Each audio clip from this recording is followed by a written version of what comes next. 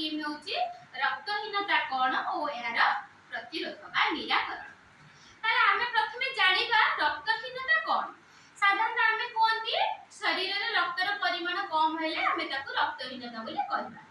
किंतु आमे जानि जे हम शरीर रे केते हीमोग्लोबिन अछि। ते हीमोग्लोबिन माने कोन हम लोहित रक्त कणिका रे प्रोटीन थाए। लोहित रक्त कणिका रे जो प्रोटीन थाए आमे ताको हीमोग्लोबिन बोली कहबा। लोहित रक्त कणिका रे कम हीमोग्लोबिन और अम्लजान प्रभाव द्वारा शरीर रे हेउथुबा क्षति को आमे रक्तहीनता बोली कहबा। साधारण ए रक्तहीनता किशोर और किशोरी मानको बेसी होई थाए। बुझि पारलो कारण किशोरी किशोर मानकर एई समय लोह सारर अभाव बहुत होय। एति भाई आयरन रो जदी अभाव हैला ताहले हमकु रक्तहीनता हबो। रक्तहीनतार कारण हमर दी प्रकार अछि। गोटे हैला खाद्यजन्य समस्या आ गोटे हैला अन्यान्य समस्या। खाद्यजन्य समस्या आगे खाद्यजनित समस्या मु कहबी।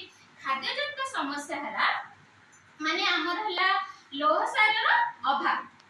लोह सारर अभाव आ गोटे माने लोह सारर अभाव माने हमर कोन लोह सारर डेफिशिएंसी रहउची, फॉलिक एसिड डेफिशिएंसी रहउची, विटामिन B12 रो डेफिशिएंसी रहउची, विटामिन A डेफिशिएंसी रहउची आ विटामिन C।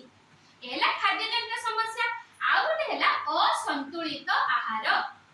माने आमे प्रतिदिन सुषम खाद्य खाइबा दरकार किंतु हम जेहेतु खाइ पाउ नांती हम खाद्य रे सेटा हैला असंतुलित भोजन। हैला खाद्यजन्य समस्या। आ गोटे समस्या हैला हम अंतनळी जोटा कि लोह सार को कम शोषण करे। बुझि पारलो तीनटा कज हमर खाद्यजन्य समस्या तीनटा कज।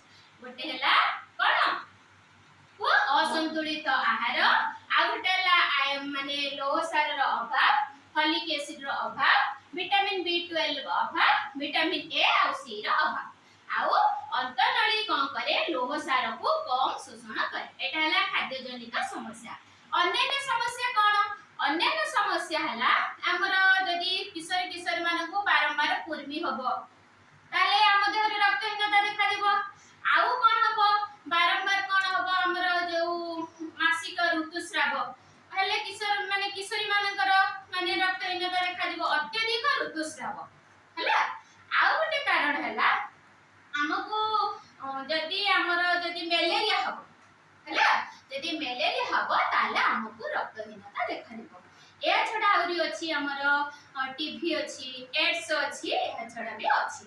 हैला ए हैला हमर माने खाद्यजन्य समस्या आ हैला हमर कोन अन्यान्य समस्या।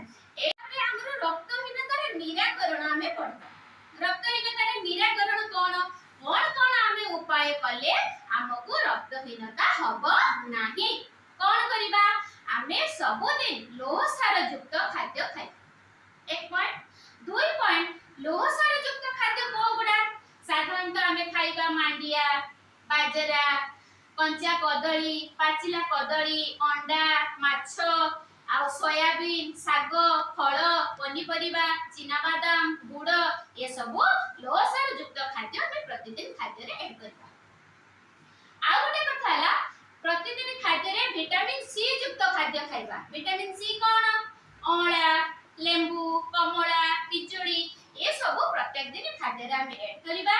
काहे कि हमें विटामिन C युक्त खाद्य खाइबा काहे कि ना हमें जो खाद्य खाउचु ता देहरे जो लोह सार अछि बा आयरन अछि ताको विटामिन C कोन कराए हम रक्त रे मिश्रण करे।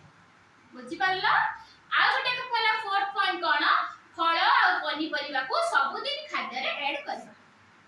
हला आउ साधारणतः किशोर किशोरी माने कोन करती से माने साधारणतः कुर्मी रे संक्रमण होंदी, मलेरिया रे संक्रमण होंदी हला आउ तांकर सेमानकर अत्यधिक ऋतुस्राव ले से माने रक्तहीनता रे माने शिकार होंदी।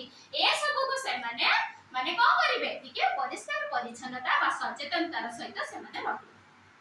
आ गोटे हैला साधारणतः अंगनवाड़ी रे लोह सार बा फॉलिक एसिड युक्त टैबलेट प्रति शनिवार से माने सेवन करे। अंगनवाड़ी मागणा दिया होचे से माने खाइबे। हैला आउ कोन करिवे किशोर किशोर मानको मोर गोटे अनुरोध से माने केबे चाहा और कॉफी व्यवहार करबो नाही। कारण चाहा कॉफी पीबा मात्रे आमे जदी खाद्य खाइले से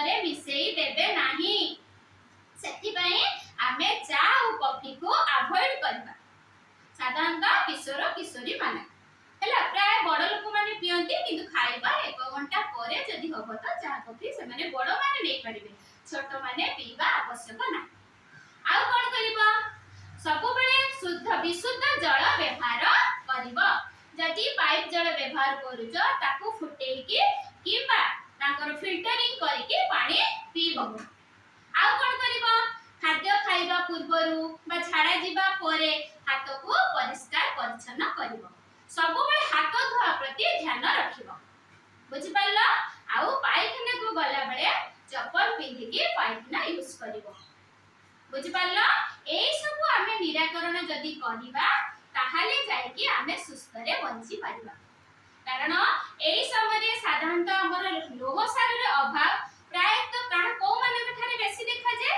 प्रेगनेंसी लेडी आउ हमर ब्रेस्ट फीडिंग मदर आउ हला छोटो शिशु जो मान को कुर्मी बारंबार हुए थे आउ हला जो एडोलेसेंट का नुआ करी के मानकर माने मासिक ऋतुस्राव होई थाए सेमान को प्राय तो बेसी रक्तहीनता देखा जाए आउ जो मान को देखा जाए बेले बेले देखिथिबो प्राय हमर जो सिकल सेल एनीमिया आउ के थैलासेमिया बोली अछि सेटा कोन बेले बेले कोन हुए हमर बड़ बड़ एक्सीडेंट हुए रक्तहीनता हैला बहुत रक्त चली जाए देहरु सेठी भी रक्तहीनता देखा जिवो आउ बेले बेले हमर मेजर ऑपरेशन हुए सेठी भी हम देहरु बहुत ब्लड पड़ाए जोटा कि सेटा को हमें कोंती सिकल सेल एनीमिया प्लस थैलासेमिया बुझि पारलो आउ ए सब माने माने द्वारा हमर रक्तहीनता हम देहरे देखा जाय बुझि पारलो ए सब को निराकरण करिबा और खाद्य पदार्थ प्रति सब बेले सचेतन रहइबो एबे जाई